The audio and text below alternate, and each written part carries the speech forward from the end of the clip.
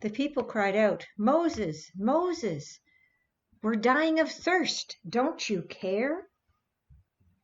Moses said to God, "What shall I do?" God responded, "Strike the rock and the water will come."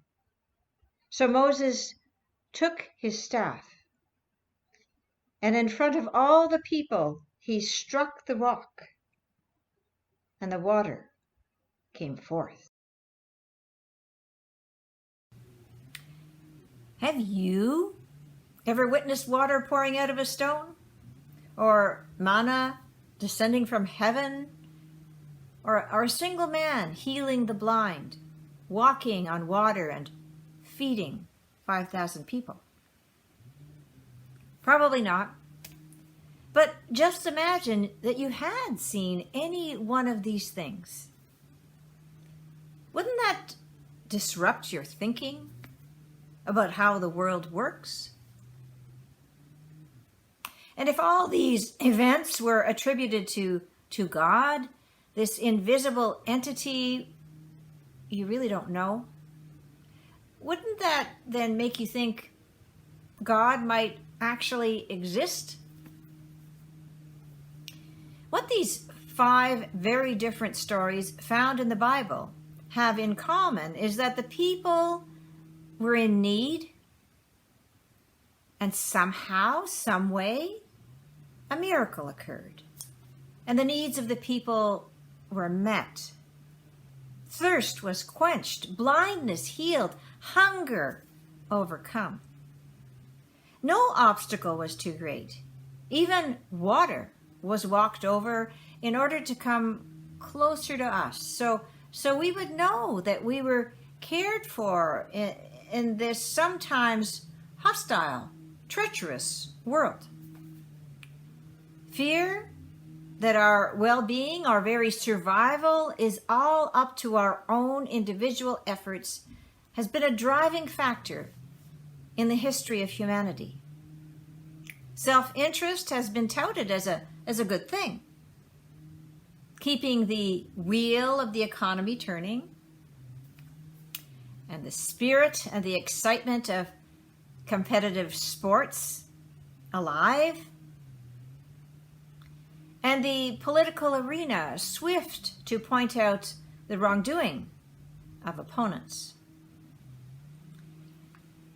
But the Bible offers us an alternative to self-interest as the motivator for the advancement of the human race. And most importantly, it warns us that our fears may lead us astray. Fear not is one of the most common phrases uttered in the Bible. And when we look around at our world today, we can point out many reasons to be fearful. Will our economy collapse because of this virus that keeps us at home? Will I lose a loved one whose health is fragile? Will the next flood or hurricane or wildfire take my home from me?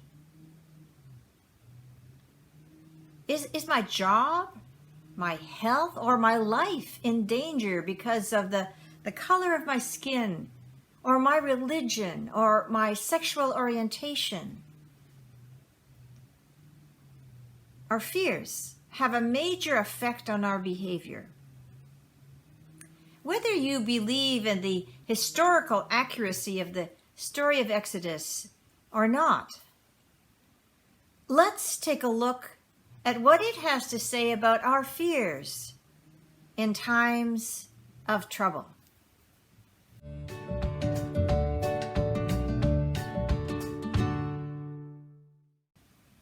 Today, in the third of our 5-part series on resisting despair in times of trouble, we're journeying on with the Israelites through the desert.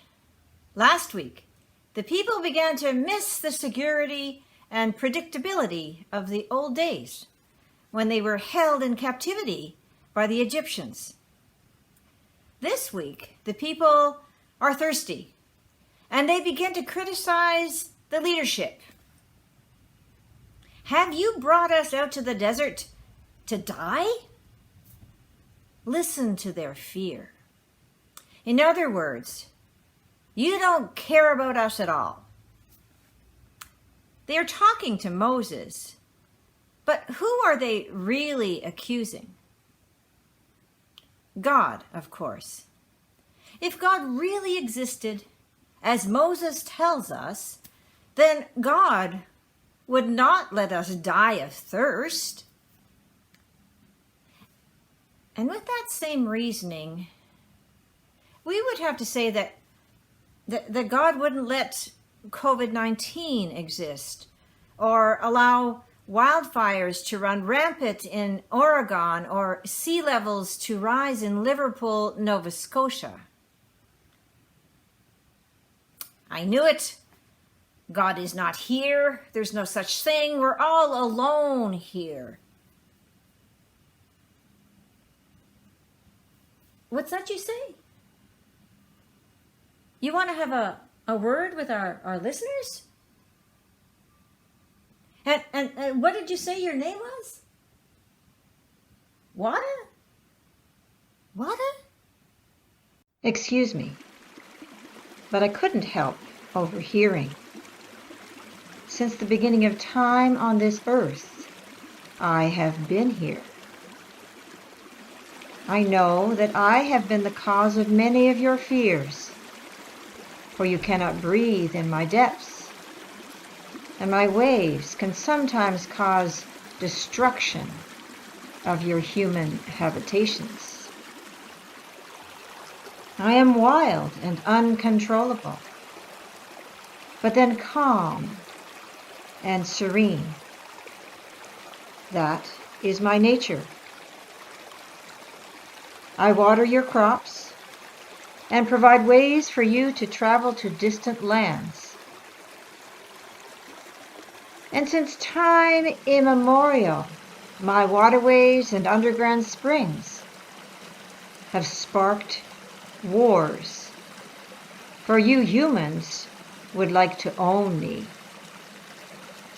Your fear of running out causes you to try to stockpile me with dams and water rights and bottling plants.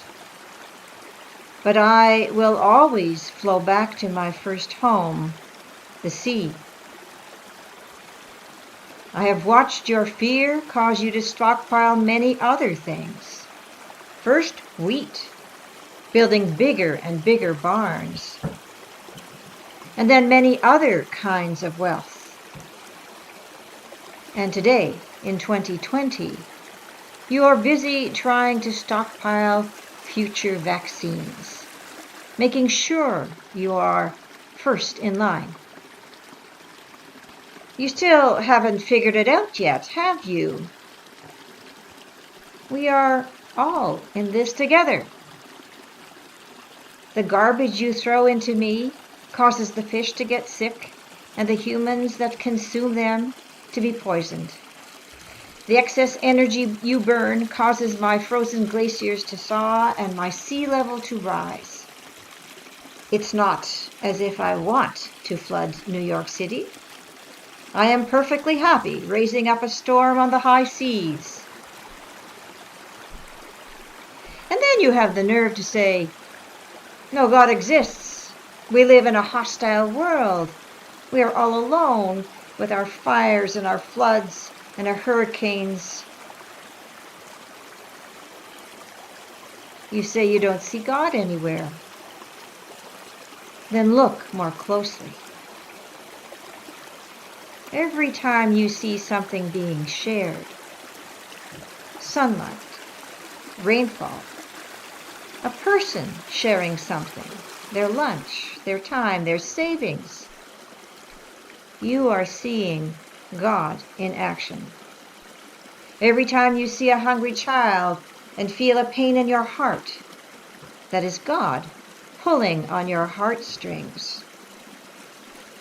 Every time you hear one more black person being shot and you decide to join a demonstration or sign a petition, that is God stirring your sense of injustice. Every time you meet someone who has hurt you badly and you struggle with your feelings, that is God urging you to try the path of forgiveness.